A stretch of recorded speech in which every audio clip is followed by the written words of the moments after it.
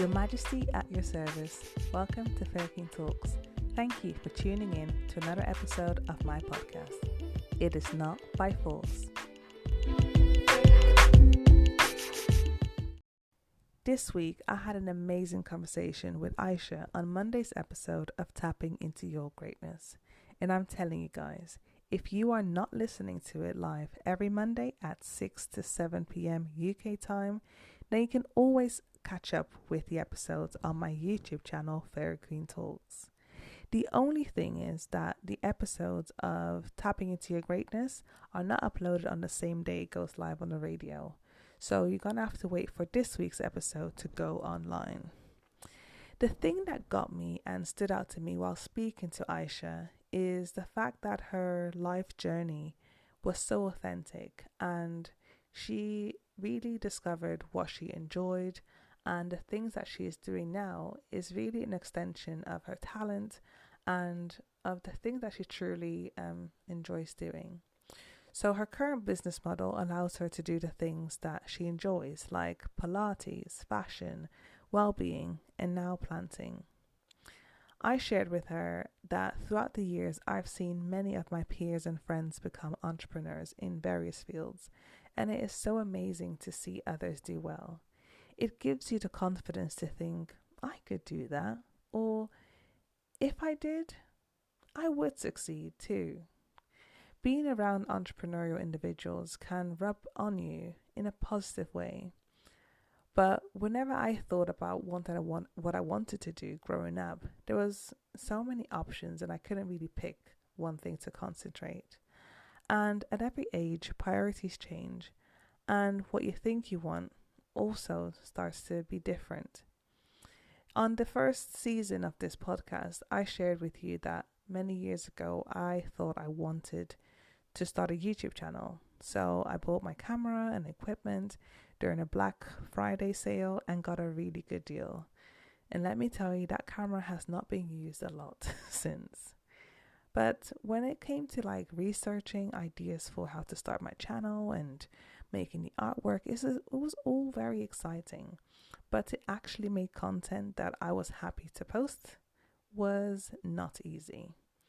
And I thought to myself, why am I doing this? Because what I wanted to do is create a beauty and hair YouTube channel. But I realized that I only do my makeup for when I'm actually going somewhere where I want to make the effort to look cute.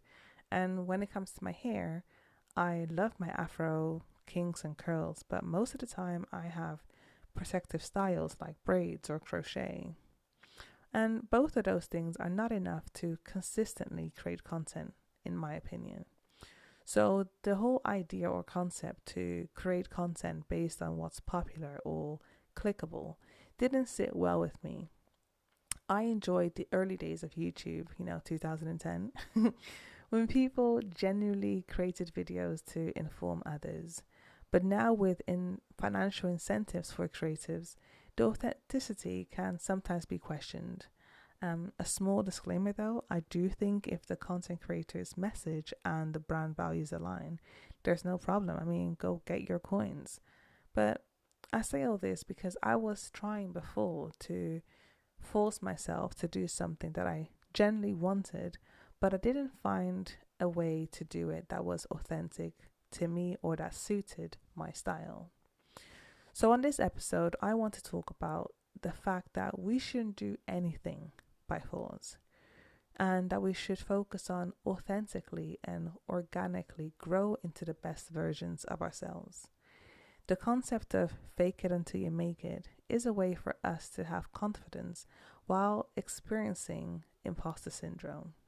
But we should stay clear of actually being imposters and pretending to ourselves that we can do something that is not aligned with who we are. If any of you have ever watched any Nollywood films or have any West African friends, you have or maybe would have heard the saying, it is not by force. And I feel this way when it comes to exercising sometimes. So during lockdown, I've fallen victim to home workouts, and there were seasons of, lockdown when I was really into it, doing it every day consistently and very happy to do so. But there were also those times that I'll be looking at the person who's doing the workout and think to myself, we're not doing that. And when you are exercising, you need your body and mind to be present and work together. So when I started to question the workout videos, it was a good time to check in with myself and see, why am I exercising in the first place? Because I do think that when your mind and motivation come from a genuine place of wanting to become a stronger version of yourself, for example, it is much easier to sustain the lifestyle of regular exercise. Just saying. And if you can't relate to this, tell me this. When you are in a romantic relationship, sometimes you want your partner to do the things that you want them to do for you without telling you or without telling them you want them to do it. So some of you may not get it, but ultimately it's about initiative, and we don't want to force someone to love us in our love language because we think it should be organic. And similarly, I'm a firm believer that if you truly want something, you'll find the energy to do it. And even if you're scheduled with so many things, but your favorite series drops a new episode that you've been dying to watch, you will drop everything off your schedule or find a way to do it in your schedule. Because where there is a will, there is a way. And for us to become the best versions of ourselves, we need to be honest and understand our strengths and weaknesses. For example, in the seasons where I don't feel like exercising, but I know I need to do something, I won't force myself to do a workout that I don't like. I will try and do something that can be counted as exercise, like blasting some music and just dancing randomly, or taking my little girls outside and run after them. Physical exercise needs to feel like fun when you're not motivated to work out. It is not by force that we become the best versions of ourselves. It's a journey. All the experiences in our lives should contribute to us building more wisdom to help us make wise decisions that will lead us in the right direction. The idea of faking it for you to make it, to me, is the fact that we need to have confidence within ourselves, even when we're not the best at what we're trying to do, whilst we're working towards our goals. You need to have the confidence that what you are doing is going to lead you to your greatness. Every single experience builds you up. And when you're self-aware, the only way is up. Don't be a fraud and lie to people and to yourself. If you don't know something or haven't experienced something in your journey to become the best version of you, own that. Stand in your truth and always have integrity. I'm speaking to you as a woman who was working on getting her stuff together. I don't have it all, but I'm working towards getting what I want and feel that I deserve. We all deserve and should want to be happy. If you are doing everything you can to be a good citizen, are kind and considerate to others, whilst contributing positively to the world and the society you live in whatever capacity, why not? Why shouldn't you be able to be happy? If something is not happening for you at the moment, don't stress about it.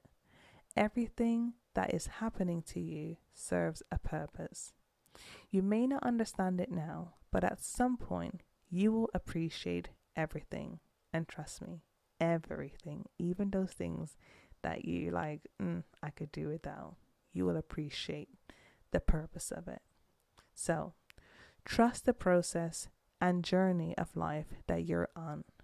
But remember, you have some control of the direction you're heading to in some parts of your life.